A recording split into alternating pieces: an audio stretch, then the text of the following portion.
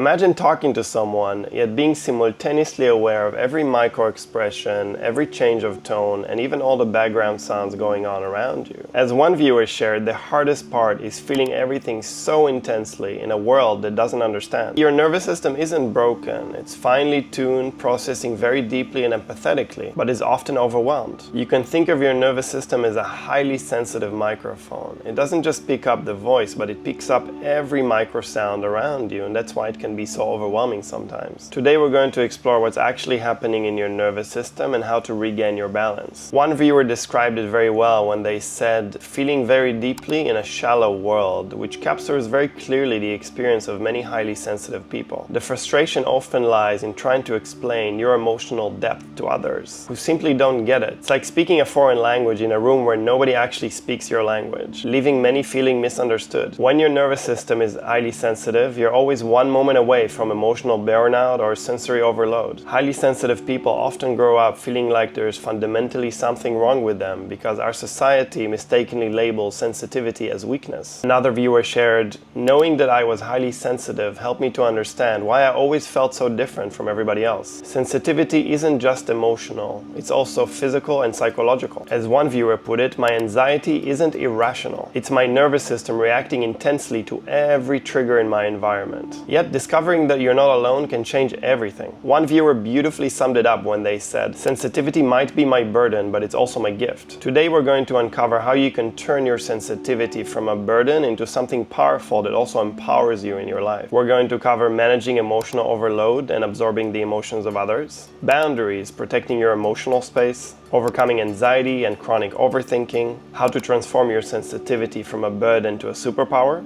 and community and connection, not being alone. Ever walked into a room feeling perfectly fine, only to leave emotionally overwhelmed or anxious because you have unknowingly absorbed the feelings of everybody around you? If you're highly sensitive, this emotional overload isn't a flaw, it's just a sign that your awareness is very strong, but your balance of mind or equanimity could use some strengthening. Your challenge isn't about figuring out whose emotions it is you're feeling actually. It's about recognizing that your deep awareness needs the support of equanimity or balance of mind, which is what allows us to feel things without getting overwhelmed by them. You can imagine your sensitivity as a bird with two wings. One wing is the wing of awareness, in which you are aware of very subtle things in reality. But the second wing, which needs to be as strong in order for this bird to fly, is equanimity. If we have a lot of awareness but not enough balance, this bird can't fly the sky really well because there is some imbalance going on there. When equanimity is weak, you resist intense emotion, and this creates a backlog of unprocessed feelings. It's like blocking a river with a dam. A lot of pressure builds up and then it has to release in some direction. But when your balance is strong, you can allow emotions to flow through you with no problem. There's no resistance and their flow just continues naturally. Letting each emotion cut through your core is exactly what allows these emotions to just release naturally. This gentle openness is exactly what dissolves the resistance and the emotional backlog and restores clarity and peace. So here's how you can cultivate deeper emotional balance and equanimity. You can practice feeling deeply. Whenever you experience an emotion that's very intense, take a few moments and allow that emotion to cut very deeply to your core. Even if that emotion feels unbearable or so painful, practice allowing it to cut very deep in order to see what actually happens when you allow an unbearable emotion to be experienced deeply and fully. Feel it completely through your whole body and your psyche without any resistance. Practice observing resistance. Notice whenever there is an emotion that comes up that you really don't want to feel,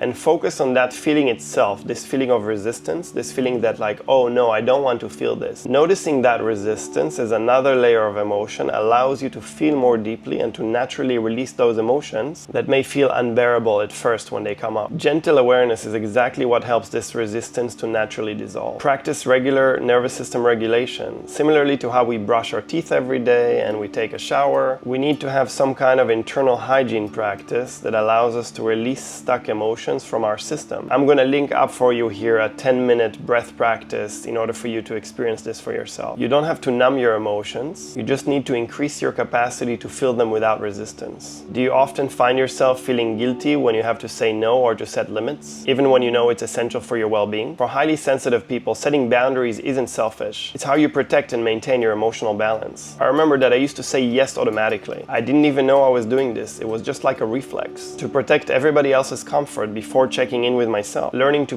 pause and check in with myself changed everything. Now, speaking up for yourself is also a great way of filtering who should be in your life and who shouldn't. People who can't really respect your boundaries will naturally filter themselves out of your life when you start speaking up for what you feel. And the people who can be in your life will respect it and will be able to appreciate the fact that you are speaking up for what you feel. But let's see, why is it so challenging to really speak for yourself and share what you actually feel with people? Well, first of all, fear of rejection. You may be afraid that when you actually speak up for yourself, people won't respect it and they'll gravitate away from your life. Could be also avoiding conflict. You may choose to keep the silence because the intensity of conflict is something you're trying to avoid. Could also be learned patterns from childhood. You may grow up in environments where your emotions were dismissed or rejected, so it simply became a learned pattern for yourself not to speak up for yourself. Could also be lack of emotional validation. You may have grown up and conditioned yourself to believe that your emotions don't matter and you should simply dismiss them in order to prioritize other people. It's also crucial to realize that difficulty speaking up for yourself isn't a conscious choice. It's actually a deeply embedded pattern in your nervous system. But just like these habits were learned, they can also be unlearned. By simply noticing when you're about to respond automatically, taking a short pause, checking in with yourself, and honoring what you actually feel and speaking about it in a matter-of-fact manner is actually quite simple. But it takes some practice. Do you ever find yourself trapped in loops of anxious thoughts, replaying conversation, worrying about future scenarios, or mentally preparing for everything that could go wrong? For highly sensitive people, overthinking isn't just a mental habit, it's a form of emotional survival. I remember times in the past where I'd lay awake of night, replaying conversations in my mind over and over again of challenging situations that occurred during the day. Did I sound weird? Were they thinking that I was too intense? And so on. So here's what's actually happening inside of your system in those moments. A mind that's always on high alert. Your brain analyzes deeply, scanning for potential mistakes, and this overprocessing drains your energy. There can be difficulty shifting perspectives. Because of your depth, you can get stuck in mental loops, reliving the past or pre-living the future. There can be a deep sense that if you don't go over everything, you may miss something, and this can cause some suffering in the future. So here's how you can gently quiet that internal narrator. Anchoring in the present, you can actually use your senses to anchor yourself more deeply and merge with the present moment. Notice all the little textures, all the little patterns of light and shadow and different colors around you.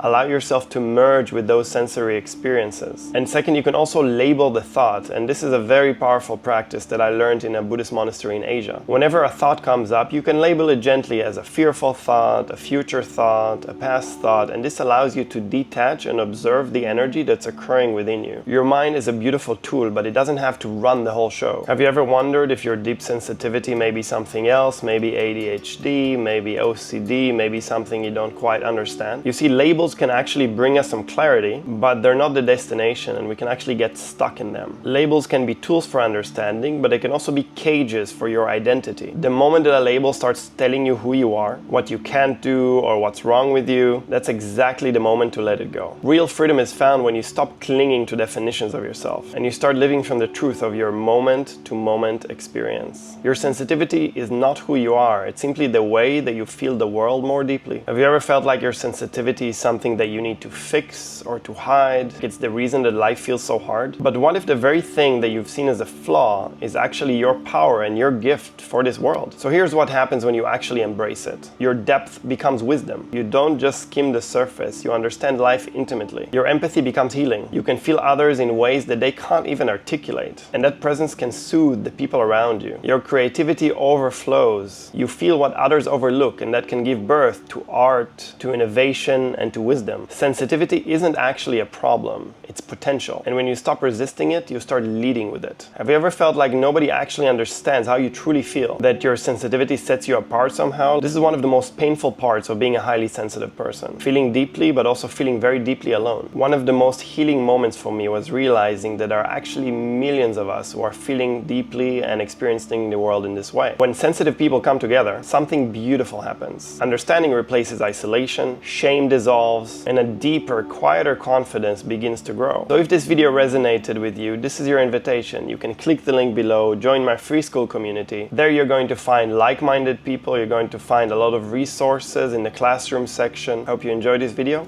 and I'll speak to you soon.